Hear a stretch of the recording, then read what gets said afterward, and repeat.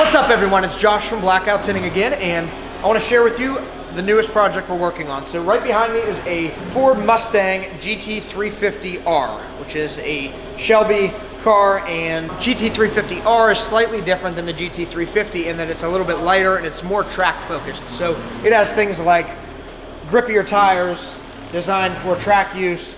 The wheels, I think all the R's come with like a carbon fiber based wheel, so they're very light.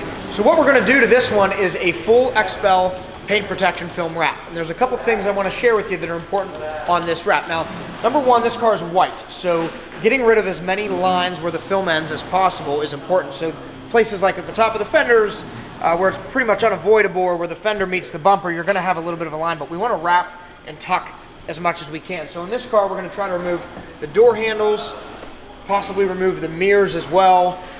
Definitely removing the GT350 badging. You can tell we already started to do that. We still have some adhesive there. On the back of the car, we're gonna pretty much leave that stuff alone. But one thing that you'll notice, this car has stripes the whole way down. These are factory Ford stripes, and I haven't seen this color before. They're pretty cool. They've got a gloss red with a little bit of like a gloss blue pinstripe, and then navy blue, but that's a flat finish. So the owner of this car decided he doesn't care if the stripes turn gloss. That's something that we have to fight with a lot with paint protection film, is if we're putting film over top of a matte finish, it's going to turn it glossy. So we could cover those with XPEL Stealth, but then you're gonna have seams everywhere where the film ends with Stealth and begins with Ultimate. So it's a lot easier, it's a lot more seamless installation if you can just go over the stripes. This owner was perfectly okay with that, so that's what we're gonna do on this car. So being that it's white, you won't notice, but sometimes you'll get a little bit of an air line because there's a significant jump in height here from the vinyl to the paint. You can feel it with your finger, and the paint protection film won't lay super tight in there. So on something like a black car, we would always recommend removing the stripes, going underneath it, and then putting new stripes on. In this case, with white, you're really not going to notice that. We will be removing this vent on the hood also. Now, the one thing about this car that's interesting is it has 48 miles on it. It still has the numbering from the dealership on the windshield. And the owner hasn't driven the car except to come here. And it needed a ton of prep work. We spent basically an entire day washing the car, decontaminating the car, and clay barring it. We had to go over it probably 3 or 4 times with each one of those steps.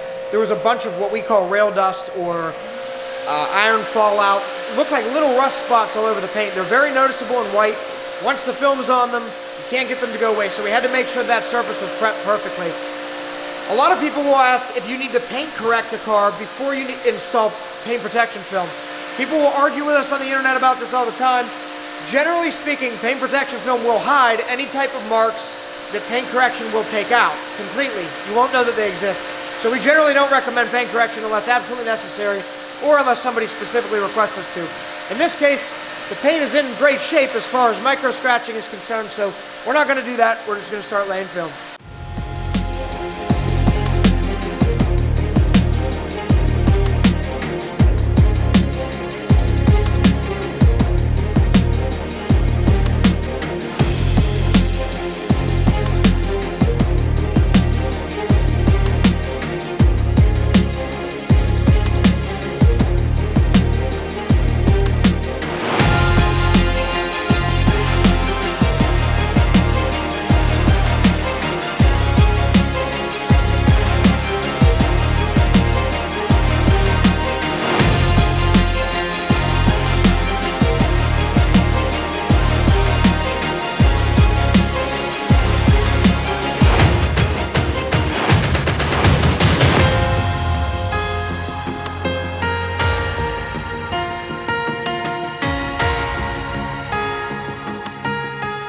So we just finished up with the GT350R. This is a full XPEL paint protection film wrap.